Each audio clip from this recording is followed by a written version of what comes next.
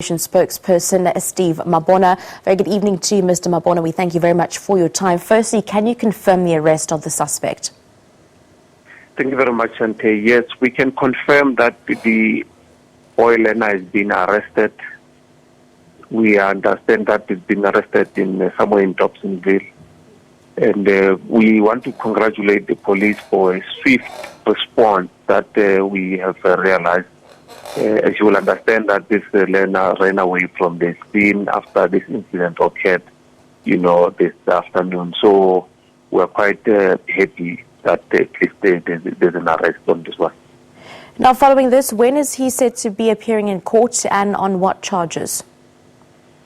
Like as police have already indicated, there's one case of murder and two of attempted murder, because there's three learners that have been stabbed, which one resulted in a death.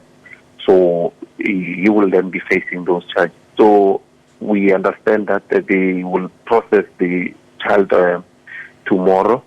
We should be in a position to get update in the morning on which court they will be going to. In terms of the other two learners that were also stabbed and were taken to hospital, can you confirm their current status?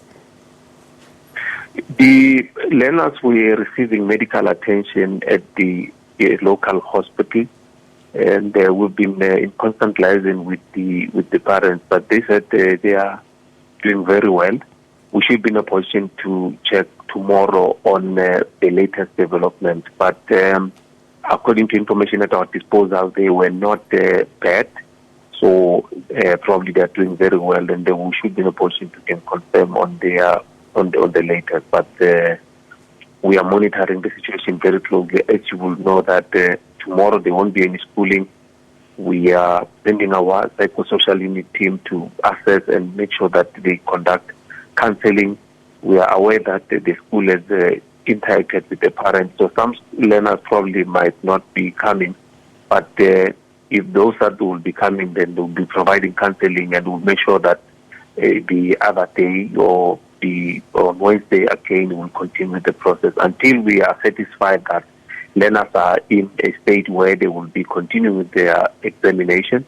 We will then be monitoring the situation very closely. If it comes to a push that we must probably consider, schooling to begin probably next week, we will do so, but we should be in a position to interact with parents accordingly.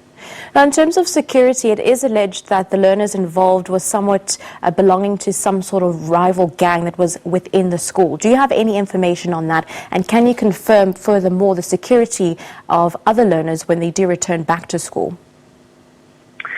Look, we were informed about the fights that were happening in the schooling environment, but we also are informed that some of these things happened, during weekend. Like this fight started on the weekend, and then it, continued to come at the school. But because there are systems at the school, hence it happened outside. The two grade 8 learners that came there, they were actually not supposed to be at school because they were not writing.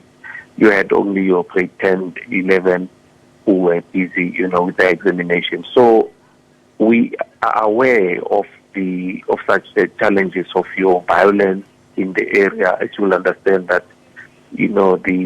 that district, we have a challenge. And MEC has already indicated that it's not only the school where you see patterns of violence and, gangsterism, but because we have prioritized, this kind of, incidences, we will know on how to manage them. And we just want to call upon parents to work with us on this one, because if we don't have support from parents to assist and instill discipline in our children, we'll come a long way to, can win this ourselves as a department. But that we have our counterparts or our sister departments, social development, community safety, we work very closely with them. But the police have,